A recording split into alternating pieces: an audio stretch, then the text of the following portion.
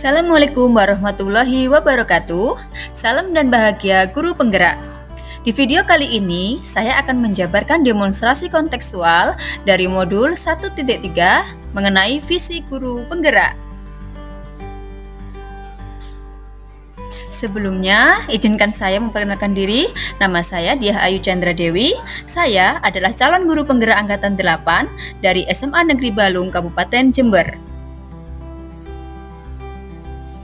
Apa saja sih yang akan kita bahas dalam video kali ini? Yang pertama adalah tujuan pembelajaran.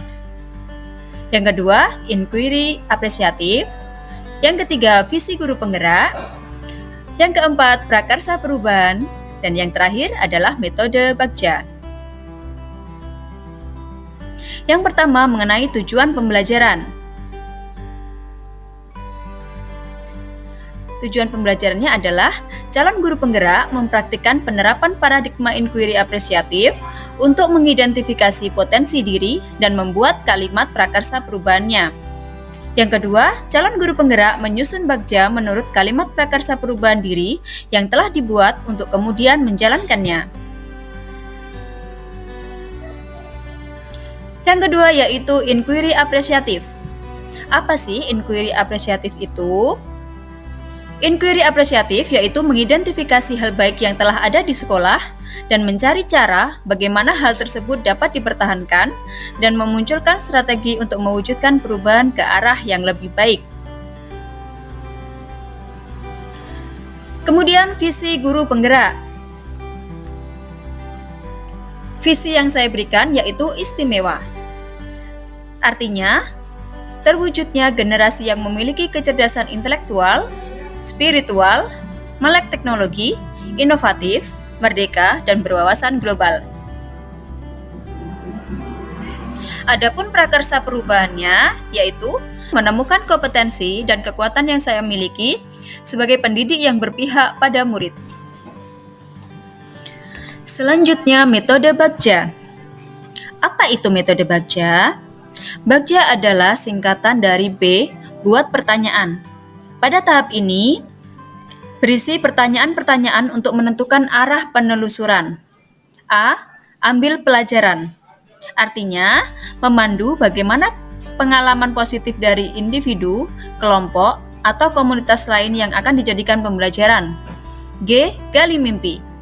Berupa narasi keadaan ideal jika prakarsa perubahan telah terwujud. C. Jabarkan rencana, yaitu mengidentifikasi tindakan-tindakan yang akan dilakukan. Dan yang terakhir A, atur eksekusi, ini membantu transformasi rencana menjadi nyata.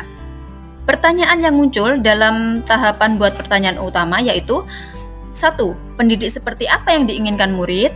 Yang kedua, kompetensi apa yang perlu dimiliki pendidik dalam proses pembelajaran yang berpihak pada murid? Adapun tindakan atau penyelidikan yang perlu dilakukan yaitu 1. Melakukan kuesioner pada murid. 2. Berdiskusi dengan murid tentang proses pembelajaran yang diinginkan agar mencapai hasil yang maksimal. Yang ketiga, mempelajari materi pedagogik.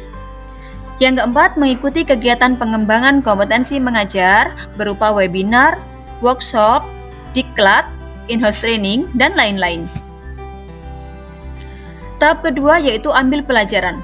Pertanyaan yang muncul, yang pertama, mengapa murid menginginkan pendidik seperti itu? Yang kedua, siapa yang dapat saya jadikan referensi pendidik teladan yang berpihak pada murid? Tindakan atau penyelidikan yang harus saya lakukan, yang pertama, mengakomodasi pendapat seluruh murid. Yang kedua, mencari rujukan guru teladan. Yang ketiga, menulis jurnal atau refleksi sebagai evaluasi pembelajaran. Yang keempat, mengembangkan kompetensi diri sebagai pendidik yang berkualitas. Lanjut pada tahapan gali mimpi. Pertanyaan yang muncul yaitu bagaimana cara menerapkan pembelajaran yang berpihak pada murid. Yang kedua, kegiatan apa yang akan saya lakukan setelah sukses menerapkan pembelajaran yang berpihak pada murid. Daftar tindakan atau penyelidikan. Yang pertama, mengetahui kemampuan yang dimiliki dengan mengeksplorasi kompetensi diri. Yang kedua, mengimplementasikan model pembelajaran yang sesuai dan inovatif. Yang ketiga, menggali informasi pendidik yang berpihak kepada murid. Dan yang terakhir, mensosialisasikan pengalaman pembelajaran yang sudah saya lakukan kepada rekan sejawat. Tahap selanjutnya yaitu jabarkan rencana. Pertanyaan yang muncul pada tahap ini yang pertama adalah, apa langkah yang perlu dilakukan untuk menjadi pendidik yang berpihak pada murid? Yang kedua, apa saja komponen yang dibutuhkan untuk menjadi pendidik yang berpihak pada murid?